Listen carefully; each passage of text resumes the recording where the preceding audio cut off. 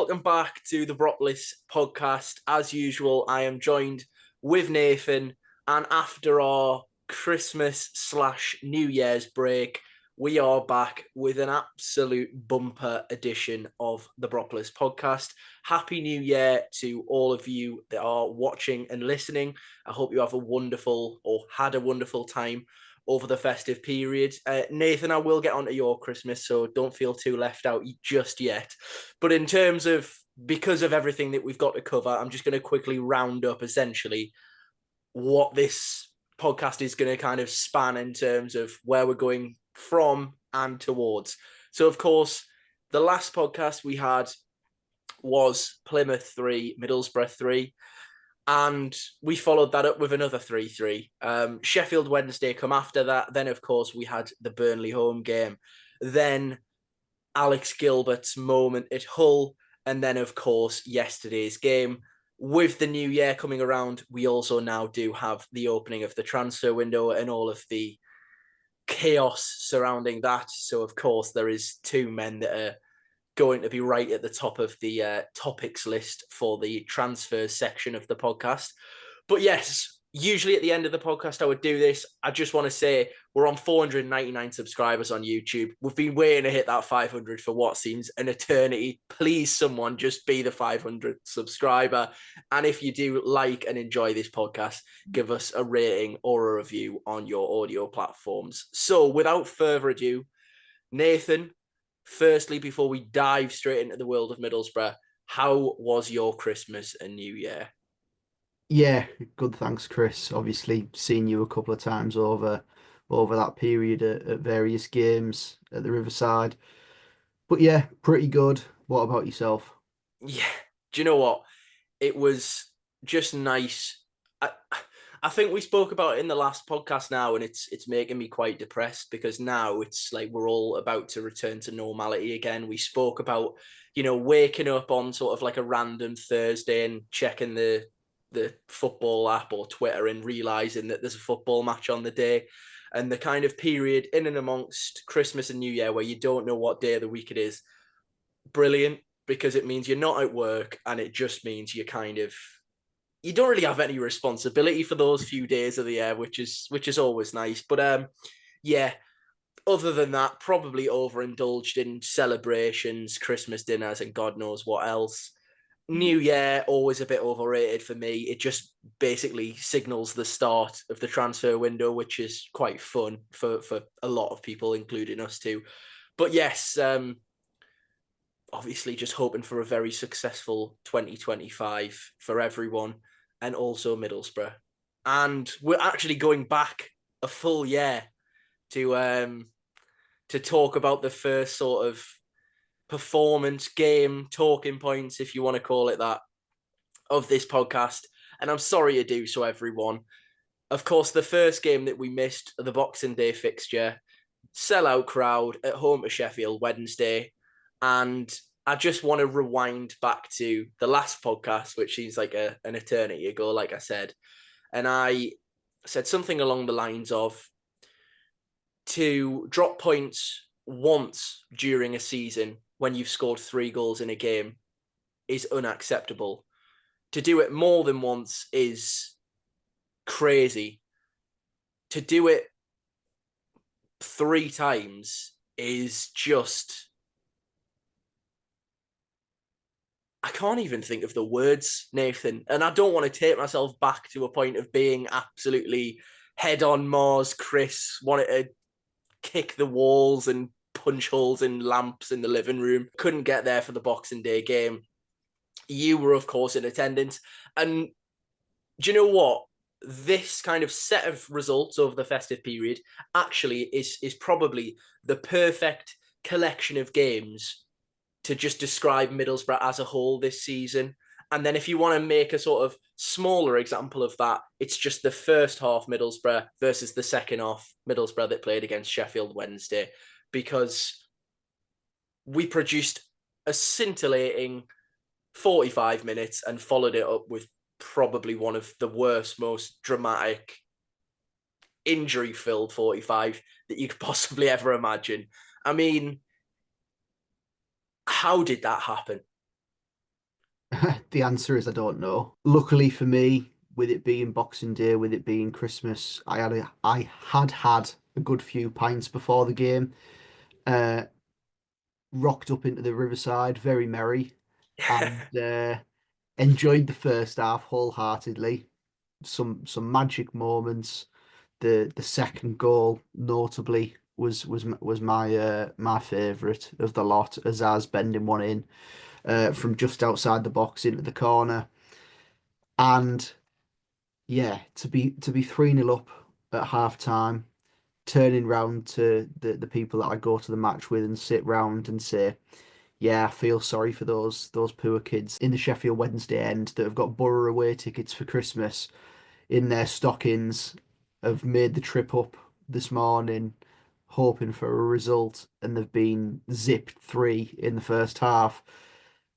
And then as I'm stood in the concourse having another pint at half time, seeing 3-1 on the TV and thinking, oh, maybe this is just a slight consolation goal at the start of the half.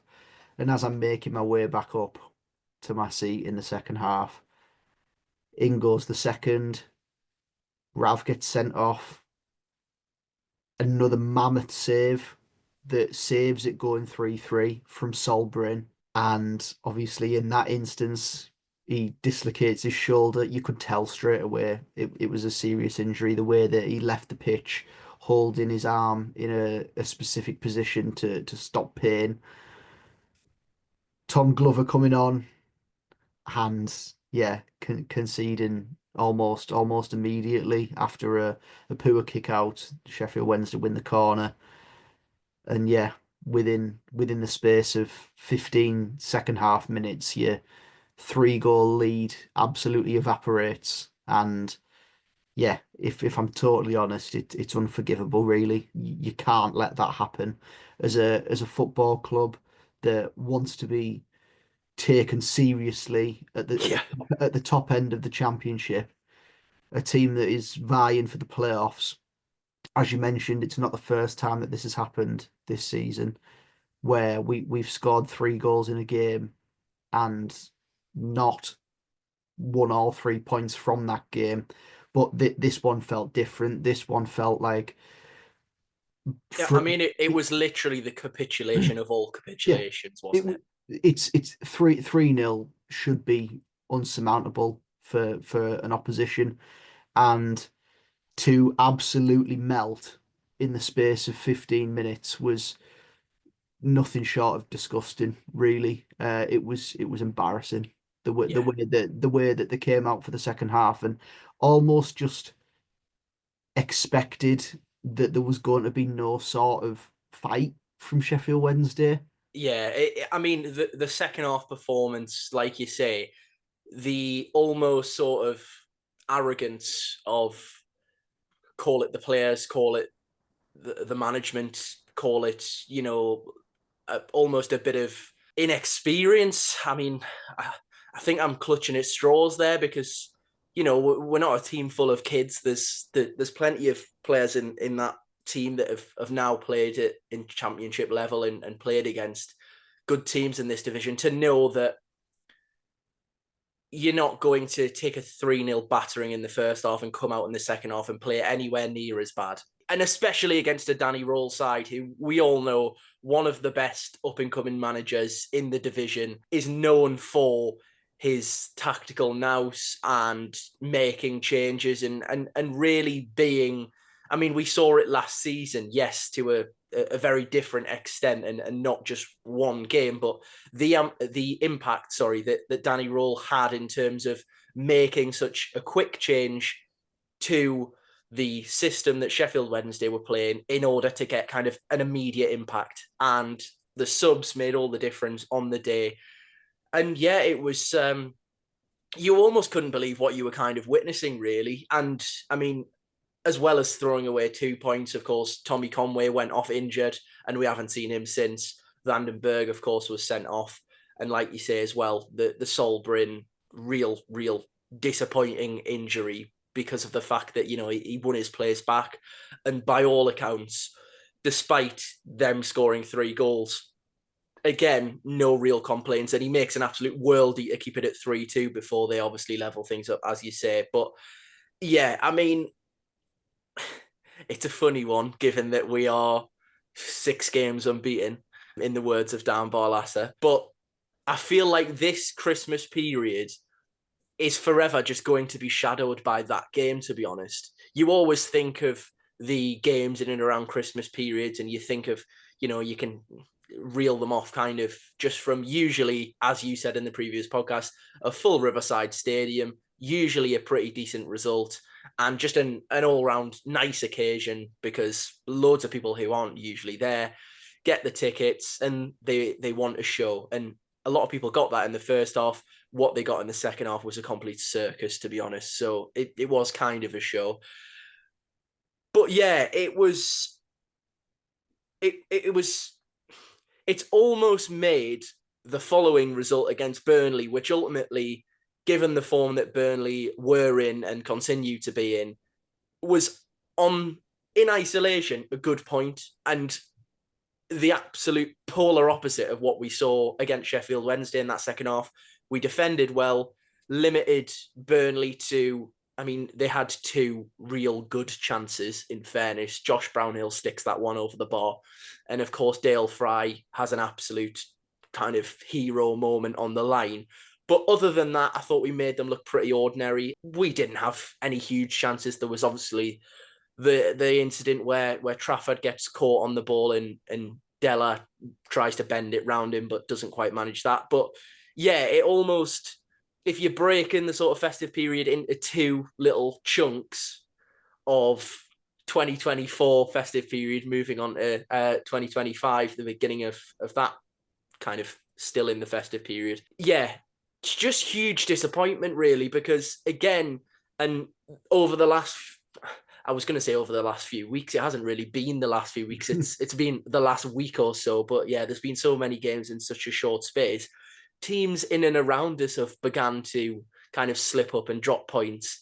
And it provided us with a real opportunity to go and, really end 2024 on a high and take some momentum into the new year. And it's kind of just been a little bit still all much of the same in terms of what you expect from this Middlesbrough side. And just kind of finally touching on Sheffield Wednesday, if anyone was looking for any absolute confirmation that they didn't already have that this Middlesbrough side has a horrific soft centre, then I think that gives you absolutely what you were looking for, because yeah, it's a worrying trait. I'd say mentality wise, it's extremely worrying for a team that potentially you're hoping can go into a 2-legged affair in the playoffs at the end of the season and concentrate over the course of 2 games and 180 minutes plus potentially extra time, and go and put almost a consistency over, well, 2 games and then 3 if you get the final. It's strange because we're sat in a better position than what we were, but yet I almost have this feeling of deflation, and we're only a few days into the year. Yeah, but it sort of comes bound out of that result, really. Honestly, I think that result is going to stick with me for until this season's done and dusted, to be honest. 100%. Yeah, there's been a good few over the season so far where you look at, and there was a lot to say about. So Norwich away was one where we filmed the podcast on the Sunday night after that, and your meltdown was something to behold at certain points of that game. And I tried to keep my cool a little bit in that point. Obviously, the penalty miss sort of cost us in that one, and then there was the conversation about the changes and things like that. That one on Boxing Day was something that you can't defend. Nobody can defend that. Can I just say, by the way, I am so glad we didn't record a podcast on that day. Yeah. It was probably best for everyone. I'm going to be totally honest, and those that were on the radio that day as well. Fair play, because the calls and the texts will have been something to behold. Social media, I think I just turned my phone off on Boxing Day night and just thought, I'm just going to enjoy my night out, if I'm totally honest. So, yeah, but following that up with Burnley, then you have it's like chalk and cheese, really. When you play Burnley, you're expecting more of a difficult test than Sheffield Wednesday. Also, to give a little bit of context, Burnley had just gone on Boxing Day to top of the league Sheffield United and beat them away from home, and we're thinking, me and you were messaging each other on the Sunday afternoon, and we were thinking, why are we even going? We don't think we're going to get anything from the game. It'll just be one of them ones where a parachute team that are right up the top of the league celebrating at our ground again, and it's just a killer. And in the end, it was a tight game, as mentioned by yourself. And look, I came out the ground last Sunday thinking that was a proper championship game against Burnley, two evenly matched sides, and there was limited big chances in the game. You sort of end the year believing that, well, that would have felt like more of a good point if you'd have just held on or continued on from your first half against Sheffield Wednesday. So my point is that everything that we're probably going to talk about for the rest of the pod leading on is pretty much the mood change from that first half to how it's felt like pretty much all the way through Christmas is down to that change in that 15 minutes in the second half against Sheffield Wednesday, unfortunately. Yeah, it really does. But I mean, I think to be fair, I spoke about those memorable moments and games, and over the last few years, it feels like, at least from memory, we've had a few kind of big late winners in away games over the festive period. And do you know what it is? Hull. I mean, let's be brutally honest here. Had we have not scored last kick of the game against Hull, and look, we did. That's the main thing, and we come away with 3 points. There would have been a serious additional pressure on yesterday's game to get 3 points. But let's talk about that Alex Gilbert moment, because I mean, Alex Gilbert as a player, bit of a strange kind of position that he has within Middlesbrough's squad. There was kind of confirmation prior to the window even in opening that he was going to be remaining here, and Carrick sees him well in and amongst his options and his sort of team and his squad that's available to him. And he had that kind of long injury layoff at the beginning of the season, has been in and amongst the team, back on the bench and things like that, but hasn't really quite had minutes. And look, that's largely down to the fact that one of the most kind of in-form players in the Championship for periods during this season, Finn Azaz, plays in his position. So, it would be a huge, significant call for Alex Gilbert to take the place of Finn Azaz when he's, nearing both double digits in terms of goals and assists. So it's difficult for him in that sense, but nonetheless, a huge moment, and one that I think we saw yesterday will have a kind of knock-on impact, in the sense of Carrick will probably gain a little bit of trust in Gilbert, then that he can turn to him and make big decisive impacts in games, rather than just kind of almost treating him as a young player. Yeah, 100%. I think that the game itself was similar to a lot that we've had this season. As the clock ticks down, you're thinking, yeah, this is just it's going to peter out and they're going to get what they want, sitting in and just taking a point. In the end, the subs made the difference. And this is something that Carrick has come under a lot of criticism for by us as well over his tenure, especially this season as well. In games, he makes substitutions too late against Hull. He made the right changes at the right times. In the end, we got what I felt we deserved, which was a winner. It felt massively important. You could see the emotion from the coaching staff and the players as well. It felt like a really big moment. It was a fantastic away end on the night. Johnny Howson obviously in there. A lot of people will have seen on social media. But as you say, had you not scored that, the jury's out. Yeah. I mean, it wasn't by any stretch a really convincing performance as a whole, but I think you've got to almost, as you say, take the rough with the smooth and kind of say, yes, it wasn't, but ultimately, did we deserve to win the game? Yes.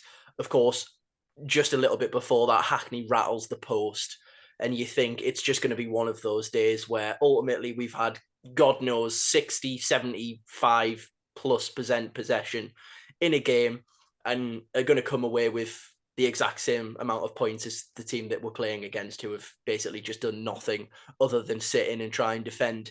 And yeah, look, I think the interesting points after this were that Carrick come out and said, we don't always show it, but it felt like a big moment, and it felt like something that could be the beginning of a run or a significant kind of turn in momentum in terms of our season, and hopefully a run of consistency. And we found a little bit of consistency in terms of we're not losing games at the moment, but also you need to really be turning those sort of draws into wins. And yeah, I mean, look, as you say, it doesn't take away in isolation again at what an evening it was. I watched it in a pub in the middle of Jesmond. Evidently was the only Middlesbrough fan in there and screamed the bar down. To which, to be honest, my brother looked absolutely mortified at the fact that he was just even associated with me. But that's what happens when Alex Gilbert pops up with a 93rd minute, I think it was, winner. Of course, I was always going to do that. And yeah, as you say, it was obviously lovely seeing Houghton in the away end starting chance. And it really gave you that feeling that there's just so much to enjoy, so much to smile about, so much to think, what a start to the year. Let's build on this. That again, it kind of feels like a slump back down to earth yesterday where you can't capitalize on scoring last kick of the game. Just on Hull, obviously, we did see Lucas Engel and Isaiah Jones come into the team. We had spoken about Doak kind of hitting a bit of a point of not a nosedive in form by any stretch, but just needing a break. I think we saw from his introduction and yesterday that it was ultimately the right call. He just needed, not dropping by any stretch, but just a little bit of a rest. And actually, I must say, given all of the criticism that we give Neto Borges in the last podcast, and look, I'm not saying it was undeserved at all. It was nice to see Lucas Engel back. Don't think he was spectacular, but he gives you something different to Borges in the fact that he does provide you with a little bit more width. He does provide you with an improvement in terms of the crossing ability of Lucas Engel. We saw yesterday, even from his introduction, he put one or two crosses in the box that caused Cardiff a load of problems. We have seen, just on the topic of left backs, a slightly different role for Neto Borges over this festive period, where he now seems to be the one that inverts it. It's no longer the Riley McGree role on the left that we see, and Della providing the width or trying to provide the width, and then Neto Borges slightly inverted. And to be honest, there's been, I think it would be fair to say, somewhat of an improvement in terms of Borges's performances. He looks more comfortable in those central positions. Getting him in those positions mean that you are using him to your advantage, even just numerically, in positions that are congested in the middle of the pitch, because we've discussed it. And to be honest, in terms of his attacking capabilities, he provides you with, well, next to no kind of attacking threat when he is trying to sort of play the Ryan Giles role, because he's not the quickest and his delivery is, well, we haven't really seen an awful lot of his crosses because he doesn't kind of get himself in those positions, but he's not the most adventurous of fullbacks. So I think in terms of little changes that we've seen and things to pick up on, they've obviously looked at that as what everyone was banging the drum about after Plymouth, saying something needs to be done with regards to the system and the fullbacks because they were being horrifically exploited. And it was just a case of, yeah, we need kind of urgent attention in that area. And also the fact that Isaiah Jones come back into the team. We saw numerous reports that he was looking to move on in January. And then over the last two games, he's obviously had an increase in terms of his minutes. Probably, to be fair, should have won Middlesbrough a penalty in the whole game. And yeah, I mean, Isaiah Jones may still go, but nice to see him kind of back in and amongst it and giving Michael Carrick at least something slightly different off the bench and available to him. And then, yeah, we kind of get to yesterday. And as I say, following everything so perfect about the way in which Hull ended, you think, get off to a fast start, use the momentum, get an early lead.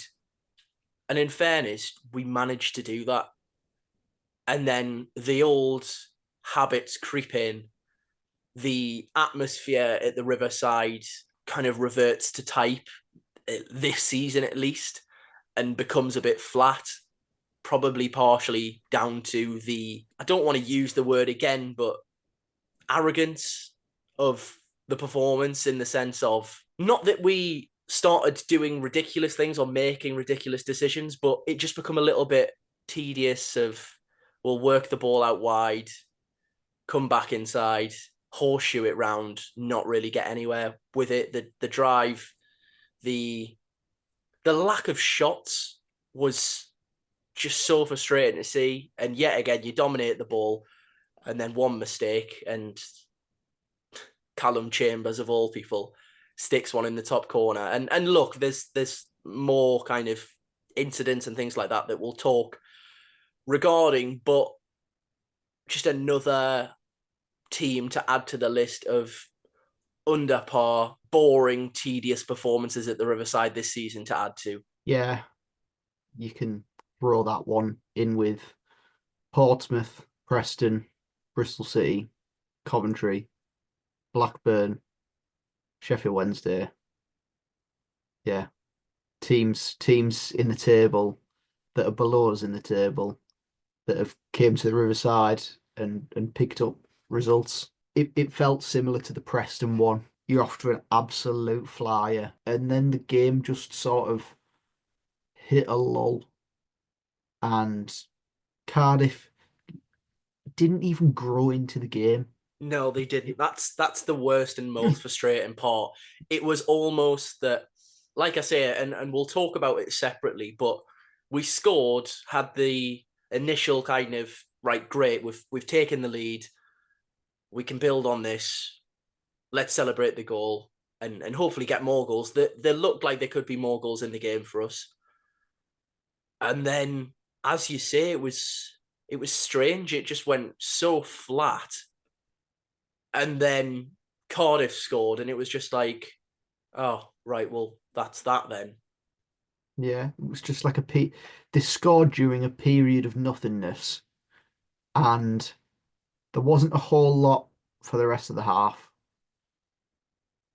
Come out for the second half, and you're hoping for some sort of reaction. And look, I totally understand it's difficult. It really is to break down a team that are going to sit in against you. And we opened them up once, really, where Hackney played Jones in down the side, and he delivers a ball into the box, and LATTE LATH puts a header on target. There's not a whole lot of power behind the ball that he can just sort of nod it into the back of the net. He has to generate that power himself, and Anik makes a good save, but there wasn't a whole lot from us really. And I understand that it must be difficult for us as a team to come up against opposition that, look, every opposition is different. They're all different players and wearing different kits, but a lot of them are doing the same thing when they turn up at the Riverside, which is, we're just going to sit in, let you have the ball, and go on then break us down because you can't. And We did.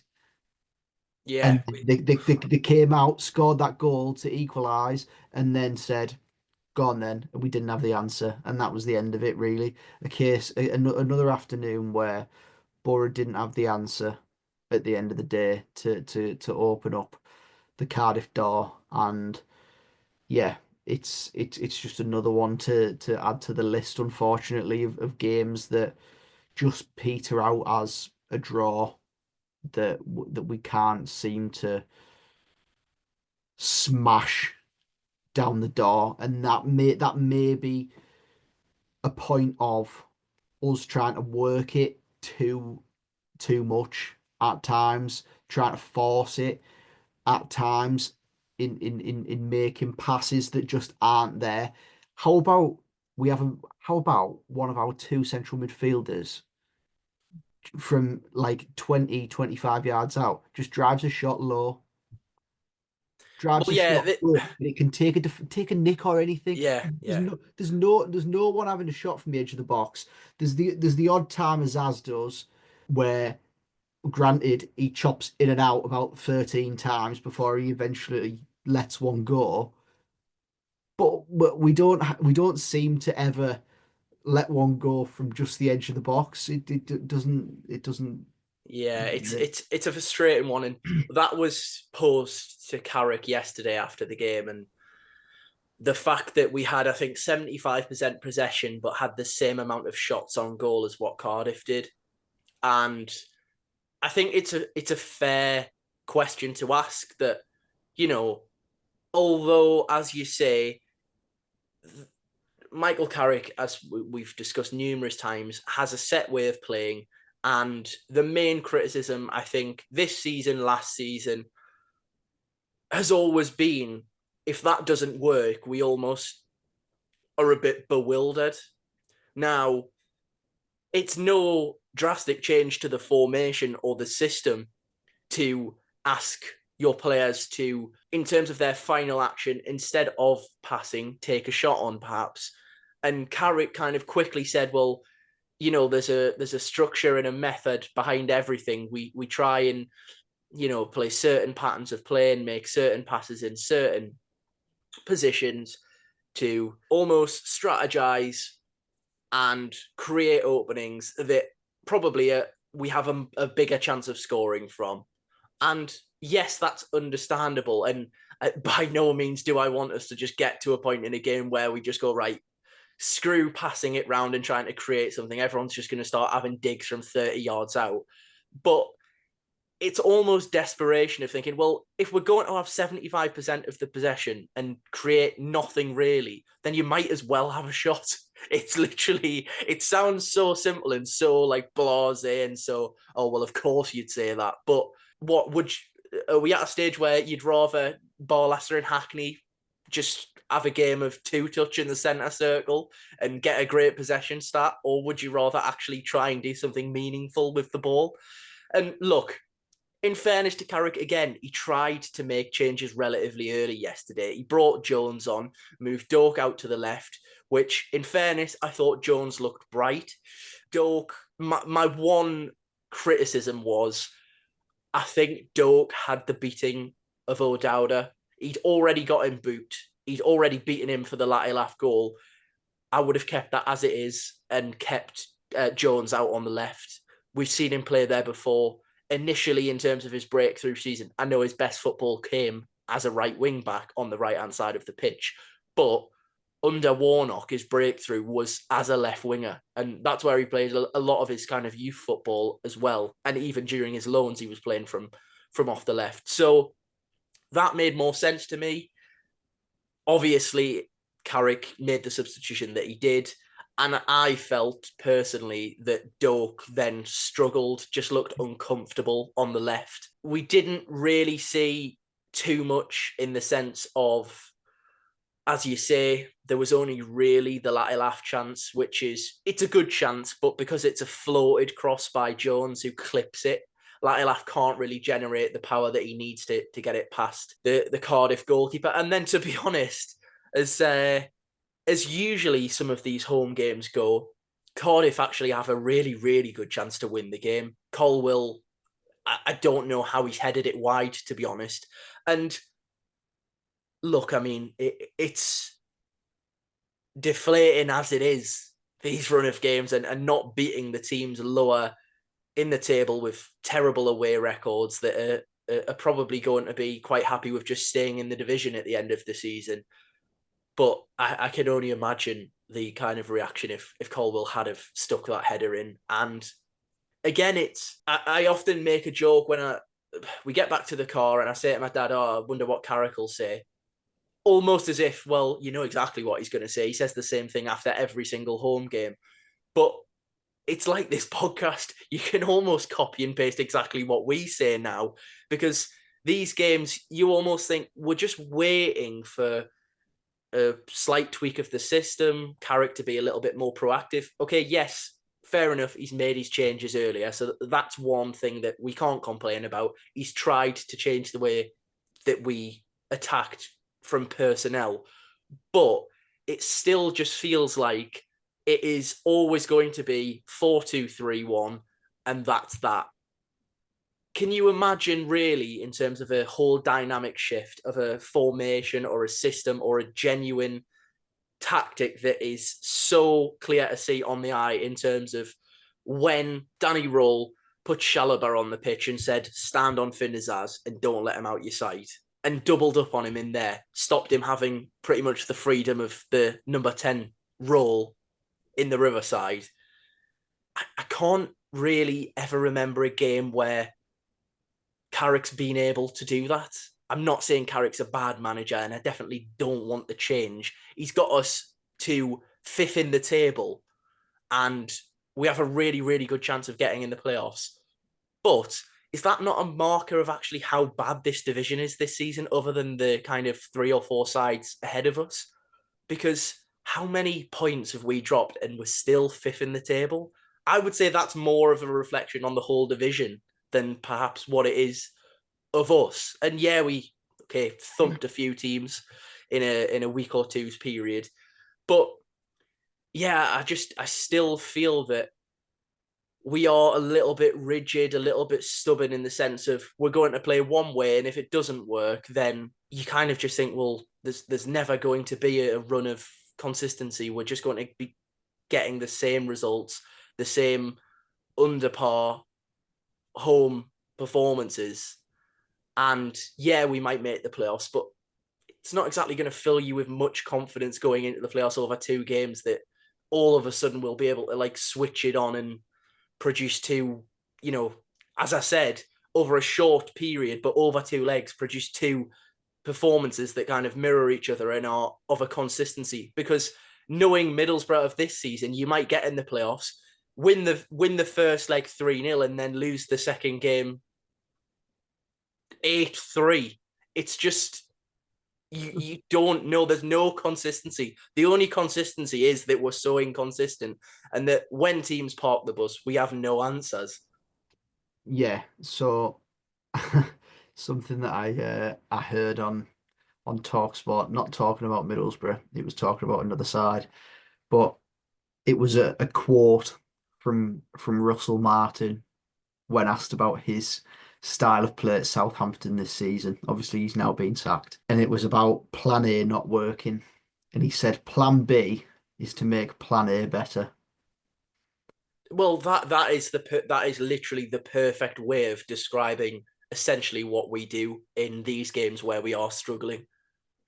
Yeah, apart from we don't really make Plan A all Well, too much better. yeah, that's the at least what looks to be the intention. But yeah, as you say, yet to find a better version of Plan A, because we keep on seeing these types of results. Obviously, it's become quite a negative podcast, in all honesty, and we're meant to be kind of going into 2024 full of life and full of optimism, but it does feel like, and I'm going to go back to the point on atmosphere now, that these results are now starting to have a really obvious impact on the actual atmosphere at the Riverside as well.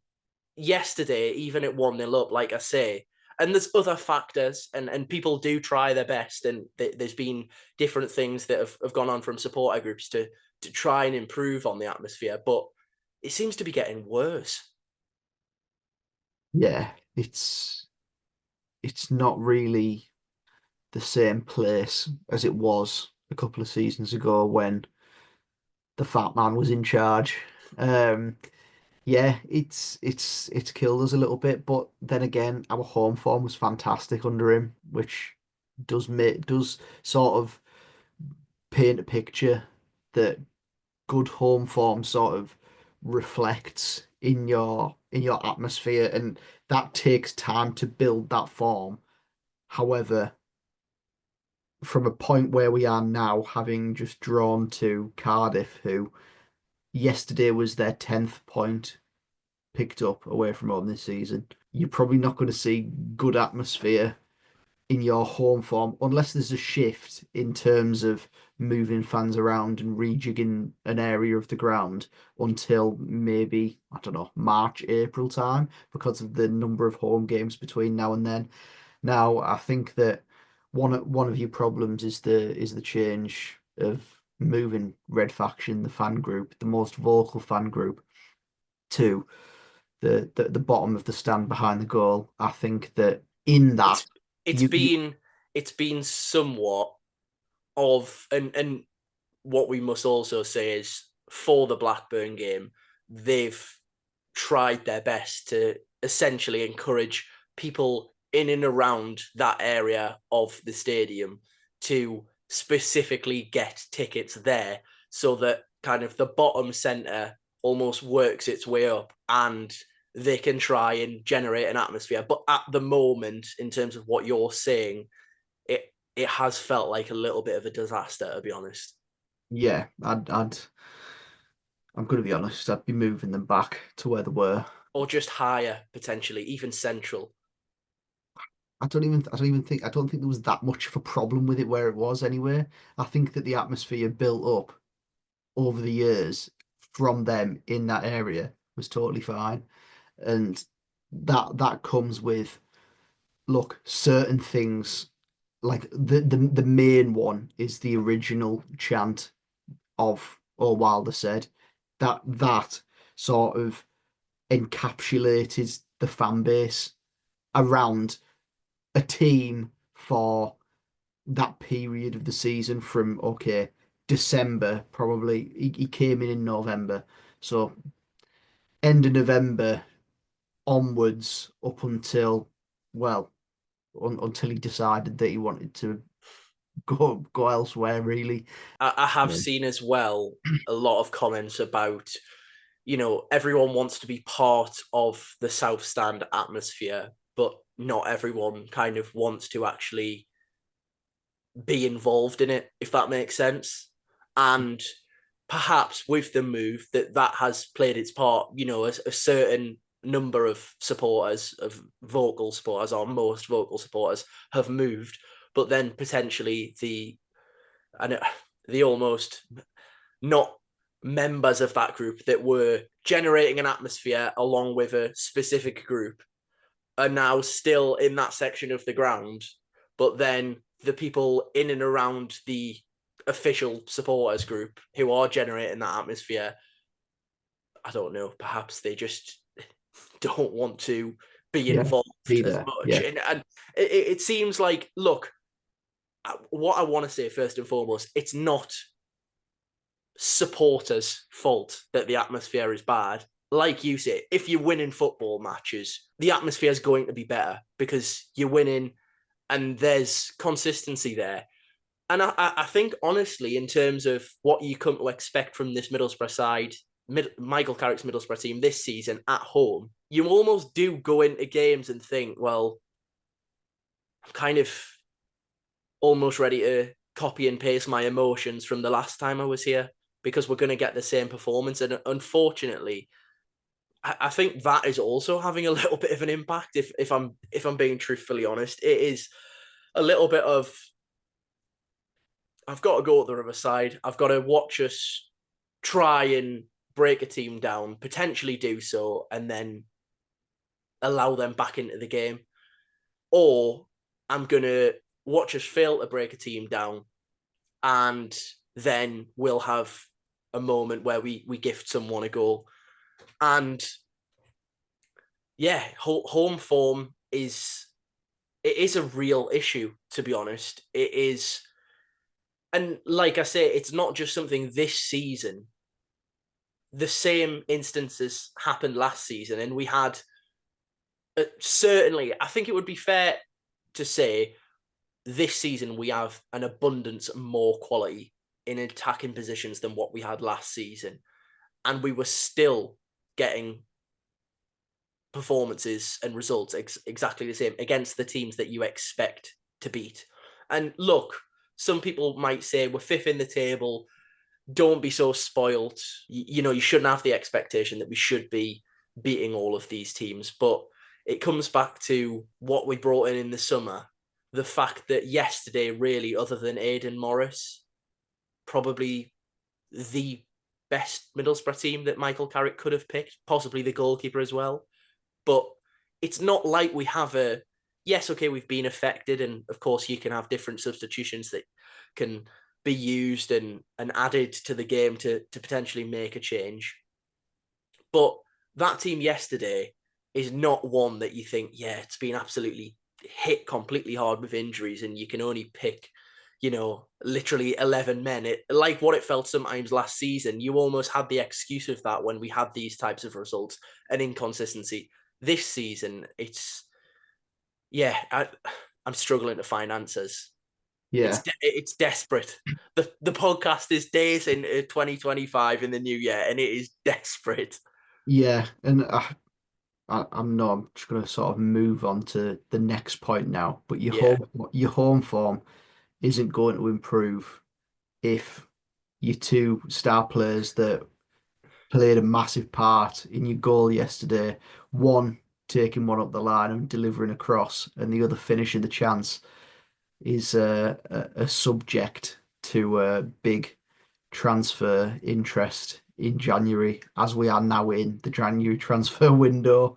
yeah, And yeah, within the opening couple of days, obviously, talk and speculation around Middlesbrough star players has already begun. LATTE LATH, it was to be expected. We know that that was sort of bubbling away throughout October, November, December, and now it's reached the time. You're just sort of waiting to see if there's going to be any concrete links. So far, we've seen Emmanuel LATTE LATH linked to West Ham. I think we all knew that that was a link that would come about, having known that there was scouts from West Ham watching him at Oxford when he banged in a hat trick a couple of weeks ago. Little to no sort of bids in for him yet. The longer that goes on, the better, I think, at this moment in time, especially with the fact that we haven't he's our only fit striker at yeah, this moment in yeah, time. yeah. That's a very good point.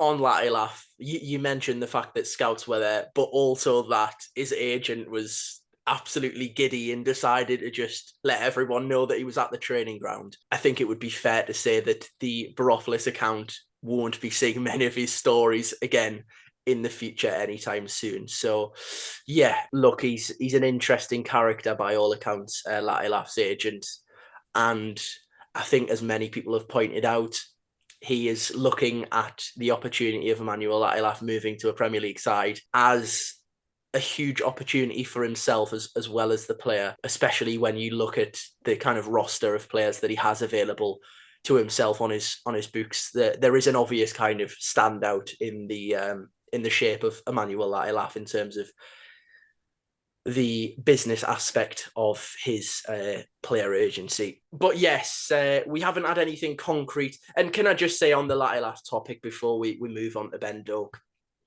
and I did stress out, and look, I'm really always, and I know you feel the same, massively grateful at all of the support and all of the people which follow the account, especially on X, and are just as excited as what we are in terms of sharing news and hopefully seeing good news for Middlesbrough in the sense of new players joining the club and maintaining the current good ones that we have. But again, comments about why are you sharing nonsense from Alan Nixon? Look, I've been doing Boropolis alongside Nathan for long enough now where I know there is a certain level of kind of trepidation that you treat the kind of reports that we saw with regards to the Leicester bid or set to sign or whatever it was when it comes from Alan Nixon. But Boropolis, as I say, is for the most part, and like I did say as well, if we have information passed to us from what we deem credible sources, then we would always, share with the best will of, trying to bring coverage of transfers or just anything Middlesbrough related to a wider audience. But in terms of the bread and butter of Boropolis, the way it's always been, we just try our best to share news from, as you say, credible journalists. And look, in terms of a hit rate, I know Nixon hasn't had the best hit rate over the last kind of couple of years, but also it's not as though we've never seen anything correct from the specific journalist.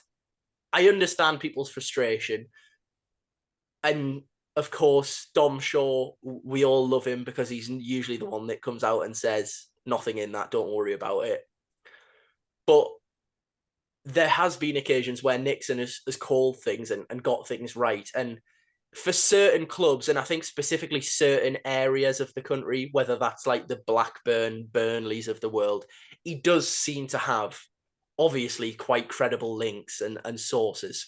So you never quite know if there is going to be, this might be one of the ones that he has nailed and got right. And I know he does get an awful lot wrong, but please, I'm sure the people which get wound up and send abuse through aren't listening to this podcast, but please just bear in mind that me and Nathan are not being paid from this. We're just trying to share news, and even ourselves get a little piece of information from, as I say, people that we trust. We will by all means come out and say, don't believe a word of that.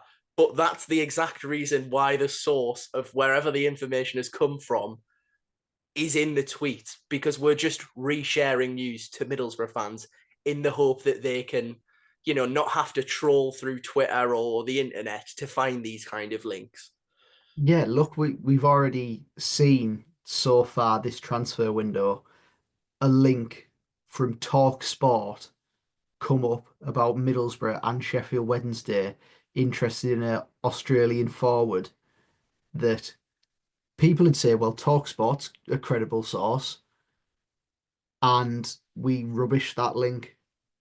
And that said that both had sort of did it say accepted a bid Yeah, it or was in advanced talks was I advanced think, yeah. advanced talks? And yeah, we rubbish that very, very quickly. Look, people just have to take it as understanding Boropolis is a place where all the Middlesbrough news that we can gather from credible sort of sources, I all the think media outlets, is all in one place on Boropolis. That's what we use it for. yeah.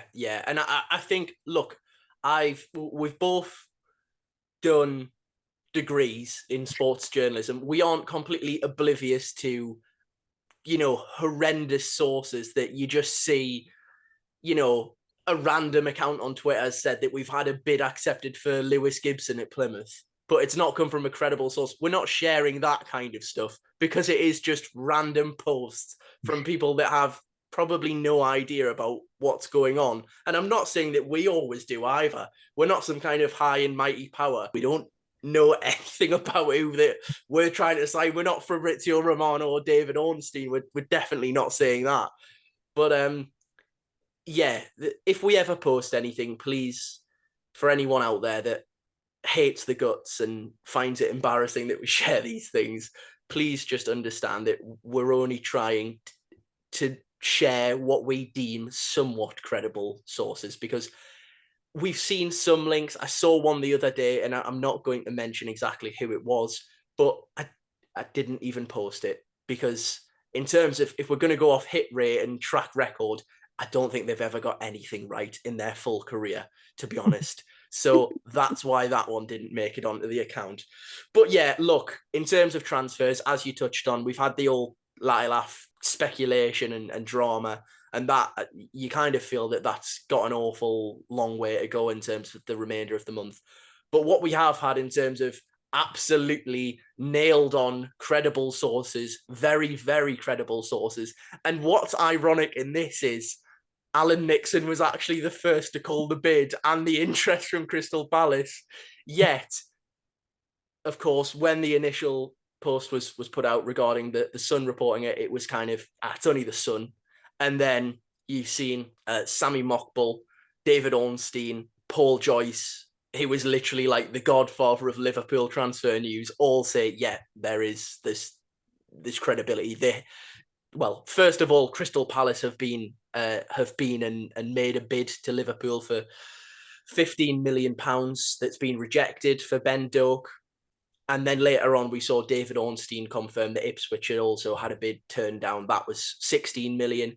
And the noises from all those credible outlets have all said that, interestingly, Liverpool see Ben Doak as one of, if not the best talents that's currently playing in the Championship.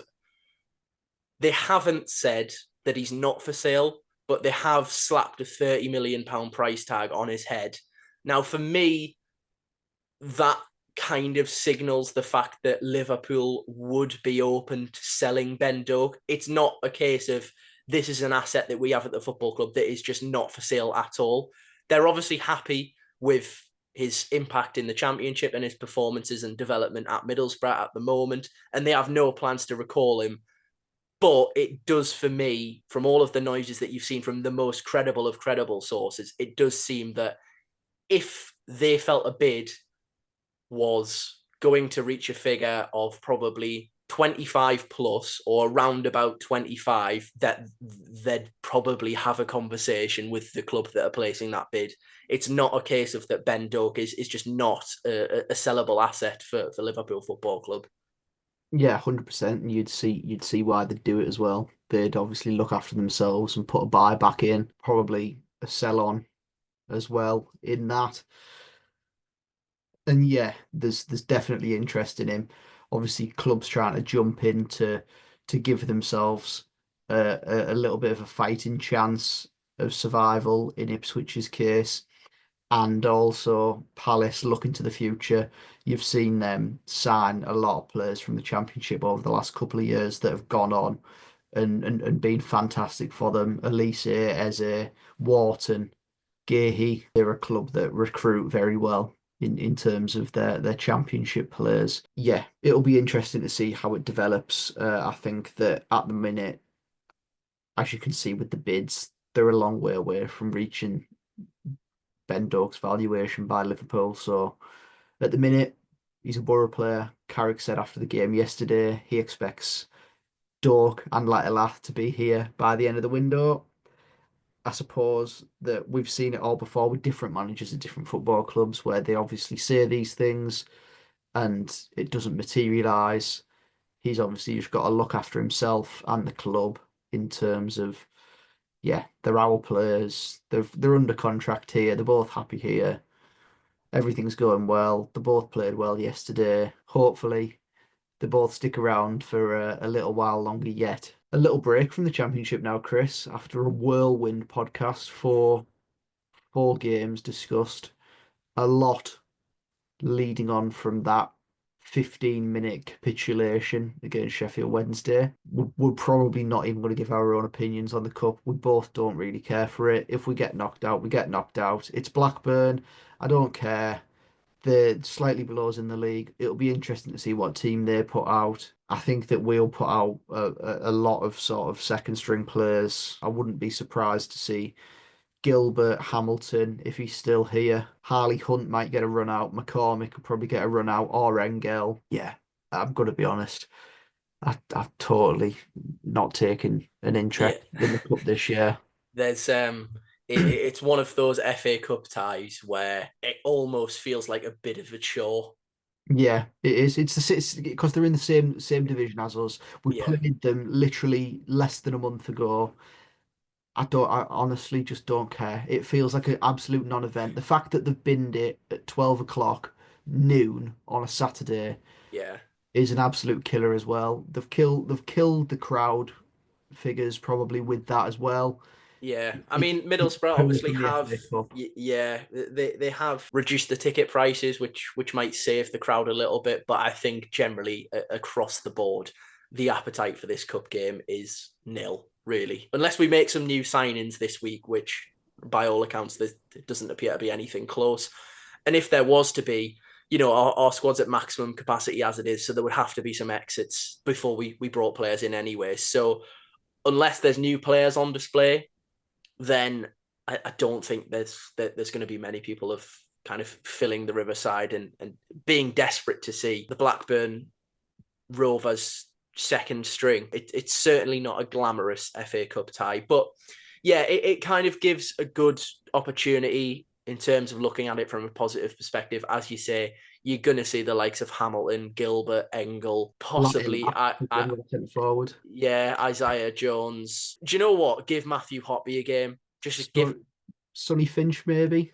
yeah, back from his loan. Give Hoppy a go. Seriously, I saw that Aidan Morris had posted an Instagram photo or an Instagram kind of dump, if you want to call it that, from photos throughout 2024, and Matthew Hoppy snuck in there, and I thought, you know what? It's nice to see he's alive because there was no other kind of confirmation out there that he was still, knocking about. He could literally be anywhere. I have no idea what he gets up to during the week. If I'm honest, I feel a bit sorry for him because he's just wasting time during his what is described in terms of footballer's career as a very short career. Now, look, of course, everyone's going to say, well, I'd happily do nothing for the money that he's probably getting paid. But in terms of weird signings, he's got to be right up there in terms of the most just bizarre stories ever. Yeah, it's really really strange. Do Yeah. you know what? I hope he gets a move in this window. Just anyone take him. Literally, there's plenty of like Northern League sides which have got games called off that are probably going to have to play a load of games in the next coming weeks because of postponements, one after another. Just get him on loan to one of them. Hopefully, he would start. He honestly can't. He honestly can't be that bad. But it's quite sad the way that that's worked out, especially the sort of hype around the signing as well.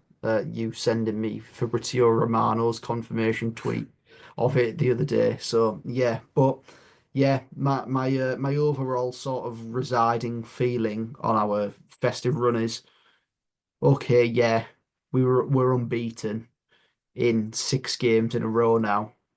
However, it could have felt so much better and so much more. We're fifth in the championship, and looking at it, we could be way inside the playoffs. I think, look, I don't know if I've officially said this on a podcast yet this season, but it's playoffs now. That is the best we can hope for. There is simply too many shortfalls in this Middlesbrough side, and as we've said, a complete soft centre which will prevent them from maintaining a run and doing something like Sunderland are doing at the moment and winning games 1-0 and being hard to beat and being protective of their leads when they get in front. Look, I think, as you say, reflecting on the festive period as a whole, that Sheffield Wednesday game is just going to haunt me for the rest of my life. I just think that to round it off, my New Year's resolution for Middlesbrough Football Club is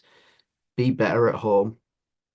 Yeah, if they, as a club or as a coaching staff, set them, then that would be really, really great if you can try and stick to that New Year's resolution. We'll see where we're at after next week's game. Obviously, Blackburn are at the Riverside, and let's hope we've got an abundance of new players and exciting ones at that have dazzled in a convincing victory at the Riverside. The likelihood of that is probably as likely as Matthew Hoppy getting a start in the game at Blackburn next week. So yeah, thank you ever so much, everyone, for watching and listening. I'm really sorry if you have kind of tuned in for a bit of an uplifting start to the new year, and instead you've got us two whinging about how inconsistent this Middlesbrough side are. But unfortunately, that's the reality of this Middlesbrough team at the moment. As always, like I say, thank you ever so much for watching and listening. Be sure to keep an eye on the Boropolis social media accounts, Instagram and X mainly, to keep up to date with all the transfer news. We'll try and be as quick as we can with that kind of stuff as usual. And yes, thanks ever so much again. That has been another episode of the Boropolis podcast.